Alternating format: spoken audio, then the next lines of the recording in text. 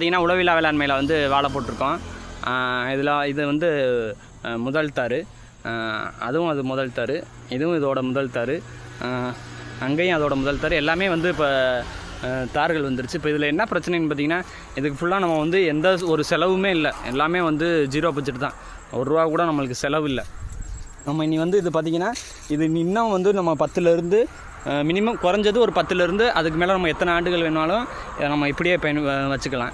இப்போ இதில் வந்து என்ன இதுன்னு பார்த்திங்கன்னா, நம்ம வாழை இது வந்து உற்பத்தி பண்ணிட்டோம். இன்றைக்கி இதை உற்பத்தி பண்ணுறதுலாம் பெருசு இல்லை. இதை நம்ம யாரும் இன்றைக்கி நம்மளை வந்து ₹1 செலவு இல்லாமல் நம்ம உற்பத்தி பண்ணிட்டோம் அப்படின்னு நம்ம யாரும் பாராட்டலைனாலும், ஆனால் இந்த விவசாயம் வெற்றி அடைஞ்சிருச்சு. என்னையை பொறுத்தவரையும் வெற்றி அடைஞ்சிருச்சு. ஆனால் என்னன்னு பார்த்தீங்கன்னா, இதை காசாக்கினா தான் வந்து இந்த சமுதாயத்தில் வந்து வெற்றி அடைஞ்ச ஒரு இயற்கை விவசாயம் மாற முடியும் அப்படின்னா, அது வந்து என்னோடய சிந்தனை இல்லை. இப்போ என்னோடய சிந்தனை வந்து முழுக்க நான் வந்து ஆரோக்கியத்தை நோக்கி இந்த சமுதாயத்தில் பயணிக்கணுன்றது தான் வந்து என்னோடய சிந்தனையை தவிர, பணத்தை நோக்கி பயணிக்கணுன்றது வந்து என்னோடய சிந்தனை இல்லை. பணம் வந்து தேவை தான், ஆனால் முதல்ல வந்து ஆரோக்கியம்தான் வந்து ஒரு மனிதனுக்கு முக்கிய தேவை.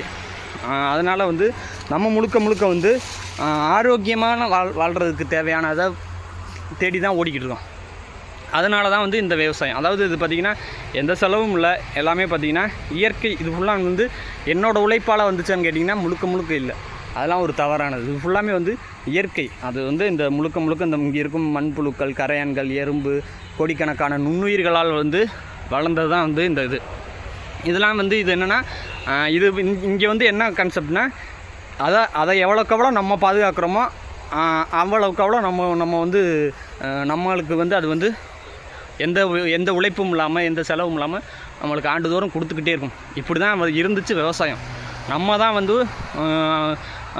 காலதாமதமாகுது, வேகமாக பண்ணணும் அப்படின்றதுனால பேராசைப்பட்டு ரசாயன உரங்களையும் கொட்டி இந்த மண்ணையும் இந்த சமுதாயத்தையும் வந்து ஒரு நோயாளி கூட்டமாகவே ஆக்கிக்கொண்டே போகிறோம்.